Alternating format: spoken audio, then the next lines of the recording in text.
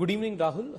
I will take a couple of minutes to address this argument that has been put forth by the Chief Minister. It's a two-pronged argument that he has made.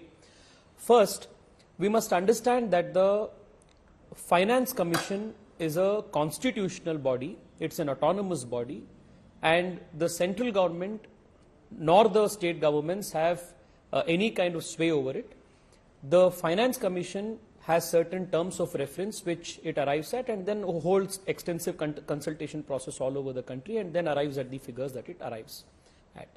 So first of all, the whole attempt to politicize the whole argument by saying that the Narendra Modi government is not giving Karnataka its just and due funds is based on falsehood, because the Finance Commission is a constitutional body, first thing.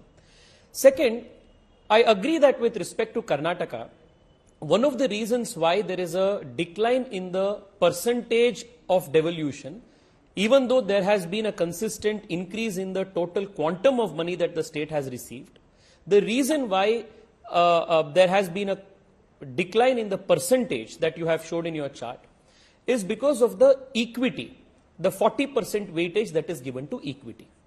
Now let's compare to 14th Finance Commission. In 14th Finance Commission, the weightage to population was 17%. In the 15th Finance Commission, it has been reduced to 15%, which is good insofar as the states which have reduced population is concerned. Second, you also made the point that the 12.5 percentage point that is being given to demographic performance is also to make this whole income distribution more equitable. Now the point about equity is where Karnataka has to make a more vigorous argument, at least before the 16th Finance Commission, because Bengaluru has the highest per capita income among all cities in the country, whereas even districts just around Bengaluru, which is Bengaluru rural, which is Chikballapura, which is, our Kalyana Karnataka, many of these have abysmally low per capita incomes. But the Finance Commission takes the per capita income of the state overall, and because of the disproportionately high per capita income of people in Bengaluru, the per capita income of the state of Karnataka is reflected very in a very if Siddaramaiah or D.K. Shivkumar were listening to Surya, they would say that this is exactly what we are saying, that because Bengaluru or Hyderabad are so rich, they pull Karnataka and Telangana up, make it seem as if it's more equitable, but equitable is not true because there's a lot of inequity in the districts. They'll say, one second, Rahul. This argument should be made before whom? This argument should be made before the Finance Commission. And Finance Commission came to Karnataka to hold these consultations in 2019. They were here for 3 full days. And there were 6 ministers who are now part of the very same Congress government today, who were ministers even then. They did not make this argument at that time.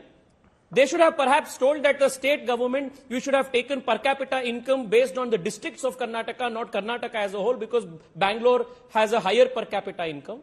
This should have been made that time. No, how do you know it wasn't made? Maybe it was, and maybe they can argue because the 15th Finance Commission was ultimately something which was appointed by the centre. Therefore, it ruled against them and against the South Indian states. The fact is, it's an emotive topic, Tejasvi, and they've got, or at least they are attempting. I do not expect, Rahul, I do not expect you to be, Rahul, 1 second. Please, I do not expect you to be making a statement similar to the Congress party spokespersons. The Finance Commission is not appointed by the central government. It's a constitutional body under Article 280 of the Constitution. It's an autonomous body. Therefore, it does not function as per the whims and fancies of the central government, whichever party be in power. This is the first position. The second point is, let me tell you the politics behind this whole thing. Let me take a minute to explain the politics behind this whole thing. I have put an academic point on why the Karnataka share has reduced with respect to the equity terms of reference, but the politics behind this is something that is very devious, which is mischievous and also illogical, and dare I say also unconstitutional. One, Right after the state government came to power, they realized that it is impossible for them to foot the bills of the freebie politics that they had promised, the guarantees that they had promised. They had promised 10 kgs of rice. They couldn't deliver it. They started blaming the center. They created a false bogey that the central government is not giving them the additional 5 kg of rice, when even before the state elections took place, all states were barred from procuring it from the godowns, and only open market procurement was the only way possible. Next, DK Shivkumar a few months ago says that Karnataka will see no development this year because they have no funds, because 40,000 crores has to be set aside for guarantees, fulfilling the freebies. A few weeks thereafter, the economic advisor to the chief minister says we need 58,000 crore of rupees to fund the freebie politics.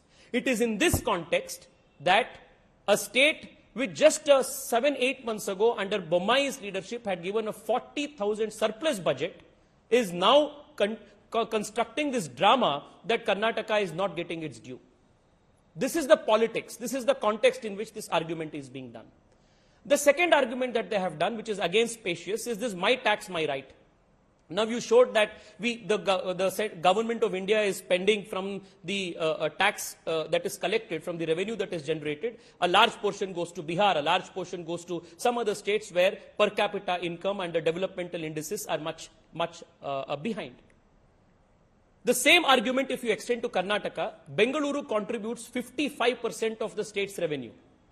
Should I, as member of parliament of Bengaluru, going by the very same my tax, my right logic, should I demand that all the revenue that is collected in Bengaluru must stay and must be utilized only for Bengaluru, and not to other aspirational districts of Karnataka like Raichur, Kalburgi, Kalyana Karnataka, like Bijapura? Is this an argument that can also be taken ahead? And if you extend this another, much further at the level of individuals, can taxpayers who are paying the highest tax slab, 30% slab, big industrialists who are paying a large amount of taxes, can they say we must get benefits proportionate to that? Can you run a country like this? So this whole argument that my tax, my right, and that we need a separate southern nation is devious. It is unconstitutional because it is against the principles of cooperative federalism. Okay, so here's the point.